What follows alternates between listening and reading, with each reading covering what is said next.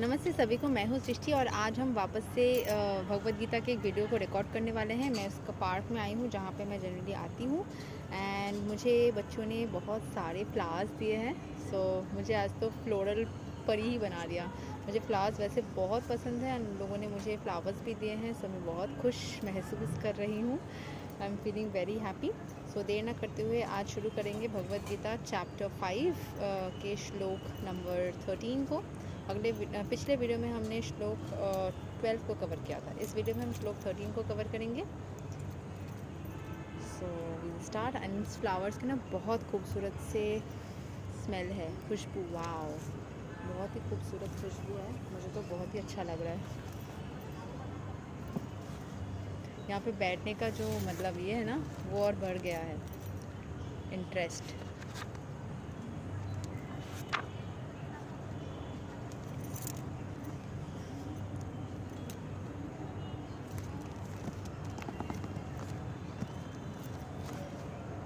Okay, सो शुरू करते हैं।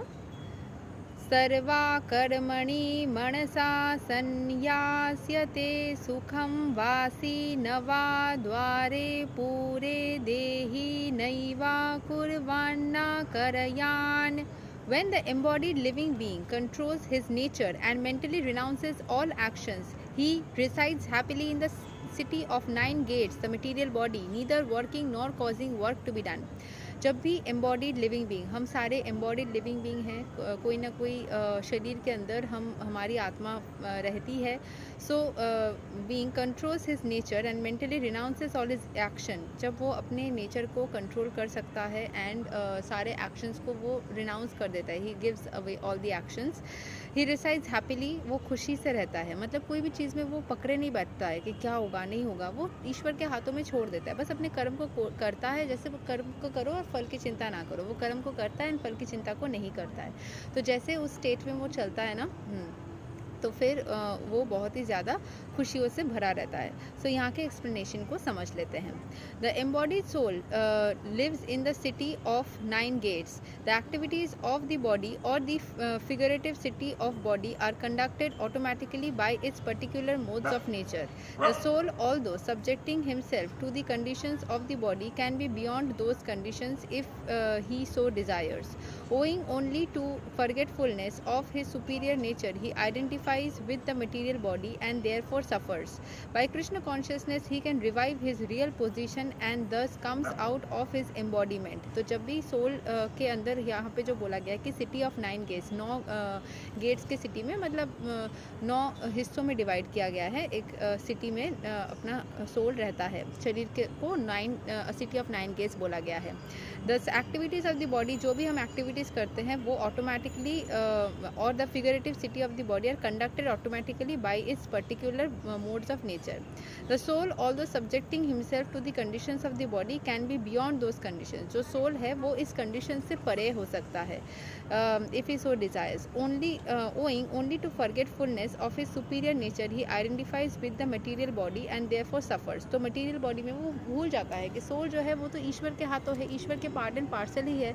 तो वो भूल जाता है, इसीलिए फिर सफ़र करने लगता है कि ये क्यों हुआ, किस लिए हुआ। हर बॉडी, इस शरीर के अंदर रहने वाले सिचुएशंस को ही वो समझता है। वो भूल जाता है कि ये शरीर जो है वो जन्मों जन्मों से चला आ रहा है। पिछले के कर्म भी हो सकते हैं जिसके वजह से अभी कोई फल मिल रहा होगा। तो वो उस चीज़ को भूल जाता है। वो इसी बॉडी के अंदर जो चीज़ें हो रही है उसी को कंसिडर करता है। बोलता है एक ही जन्म है, इसी जन्म में जो हो रहा है उसी का मुझे फल, मैंने कुछ गलत नहीं किया, मेरे साथ ऐसा क्यों हुआ। तो हर एक चीज़ का कोई ना कोई कर्म रहता है। देखिए, अगर जन्म से कुछ चीज़ें हो रही है तो फिर उसका तो पूर्व कर्म ही रीज़न हो सकता है ना। सो ऐसे ही बहुत सारी चीज़ें होती है कि पूर्व कर्म होते हैं जो कि वो बॉडी से नहीं समझ पाते। लेकिन जैसे आप कृष्ण कॉन्शियसनेस में आते हैं, आप उन एंटेंगलमेंट से निकल जाते हैं। आप समझ पाते हो कि हाँ, शायद मेरे साथ ऐसा हो रहा होगा क्योंकि कोई ना कोई रीज़न रही होगी, शायद पुराना कोई कर्म रहा होगा, कोई कुछ चीज़ें हुई होगी। सो आप उस चीज़ को समझ लेते हो।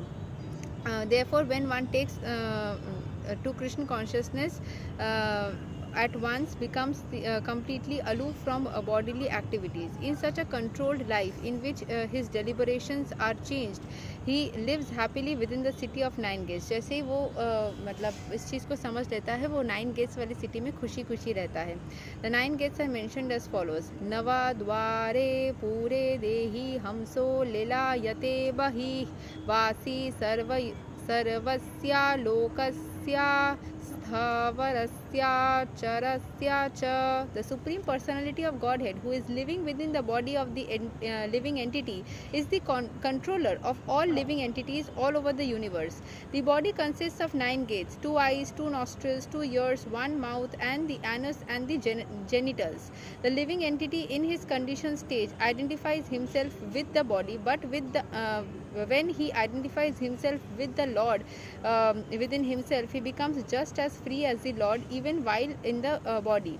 Therefore, a Krishna consciousness person is free from both the outer and the inner activities of material body. जो हमारे अंदर हर किसी सोल के अंदर ईश्वर स्थित है, हम हर कोई parts and parcel of the lord ही है. तो हमारे अंदर जो ईश्वर बैठा हुआ है वो हर एक चीज़ को कंट्रोल कर रहे हैं, ना कि हम अलग से कुछ नहीं करते हैं. हमारे अंदर के ईश्वर ही सब कुछ को करते हैं. हमारे जो सेंस ऑर्गन्स काम कर रहे हैं, हमारे आँख काम कर रहे हैं, हमारे नाक काम कर रहे हैं, हर एक चीज़ जो काम करता है वो ईश्वर की इच्छा से ही होती है. ठीक है. The body consist of 9 gates. क्या क्या गेट्स है? आँखों 2 आँख है, 2 नाक के 2 छिद्र है, 1 मुंह है, 2 कान है. सो ये जो सारे चीज़ें हैं वो गेट के जैसे काम कर रहे हैं. जेनिटल्स है, एनस है. The living entity in the condition stage वो ऐसा समझता है, identifies himself with the body, but when he identifies himself with the Lord with in himself, जब भी वो ये समझ लेता है कि मेरे अंदर तो ईश्वर बैठा हुआ है, he becomes just as free as the lord. तब भी वो फ्री हो जाता है. तब भी उस चीज़ से कि मैं वाले चीज़ से वो निकल जाता है. वो एकदम से चीज़ों को ईश्वर के हाथ में छोड़ देता है और एकदम फ्री हो जाता है. किसी भी चीज़ में उसको टेंशन नहीं रहती है कि ये कैसे होगा, किस लिए होगा. जैसे मेरी लाइफ में भी ना बहुत सारी चीज़ें मैं पहले से सोचती थी. जैसे मैं कृष्ण कॉन्शियसनेस में, ईश्वर की भावना में मैं हमेशा ही रहती हूँ. जब भी मैं कृष्ण कॉन्शियसनेस में आई और भी ज़्यादा चीज़ बढ़ी, और भी ज़्यादा बिलीफ बढ़ गया. पहले भी मेरी भगवान के प्रति बिलीफ तो था, और मेरी मदर हमेशा कहती थी राखे होड़ी मारे के. मतलब अगर हरि आपको बचा रहे हैं तो आपको किसी भी चीज़ में टेंशन करने की ज़रूरत नहीं है.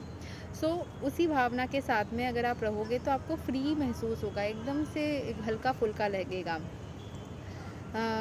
even while the body, therefore a Krishna conscious person is free from both the outer and the inner activities of the material body. So Krishna consciousness में जो person रहता है वो शरीर के अंदर भी जो चीज़ें चल रही है, बाहरी दुनिया में जो चीज़ें चल रही है, हर चीज़ से एंटेंगलमेंट से फ्री हो जाता है. उसको किसी भी चीज़ में प्रॉब्लम नहीं होती. यही था श्लोक number 13 of Bhagavad Gita chapter 5.